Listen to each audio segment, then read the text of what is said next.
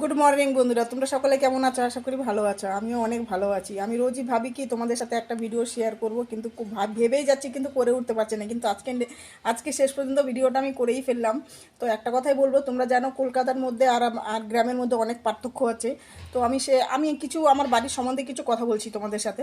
যে দেখো, এই যে তোমরা জানো কলকাতা শহরে কিন্তু সবাই মাটি কিনে কিনে টপে টপে গাছ লাগায়। তো আমিও কিন্তু সেরকমই একটা মানুষ। আমি ভীষণ গাছ লাগাতে ভালোবাসি। আমি প্রচুর পরিমাণে বাড়িতে গাছ লাগানো হয়েছে। কিন্তু আমি রোজ, বিশ্বাস করো বন্ধুরা, আমি অনেক ফুল দিয়ে পুজো করি। আমার গাছে এত ফুল হয় তোমরা চিন্তা করার বাইরে।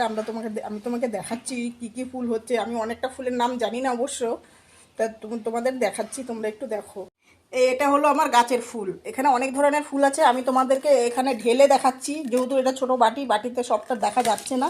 এখানে ঢেলে দেখাচ্ছি। এই দেখো, একটা লাল, মানে লাল জবা আছে। জবার মধ্যে অনেক রকমের জবা আছে। এই একটা জবা আছে, তারপরে তোমার এই সাদা জবা আছে, এই তোমার চন্দন জবা আছে, তারপরে তোমার এই যে টগর ফুল আছে।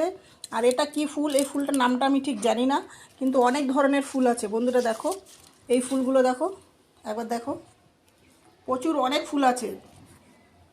ভিডিওটা কিন্তু সম্পূর্ণ আমি এই কারণেই শেয়ার করেছি তোমাদের সাথে, যে আমি আমার বাড়ির গাছের ফুল দিয়ে রোজ পুজো করি। আমার ভীষণ ভালো লাগে, আমি খুব গর্বিত যে আমি ফুলের চাষ করে ফুল দিয়ে পুজো করতে পারছি ভগবানের। তো যাই হোক বন্ধুরা, তোমরা সকলে ভালো থেকো।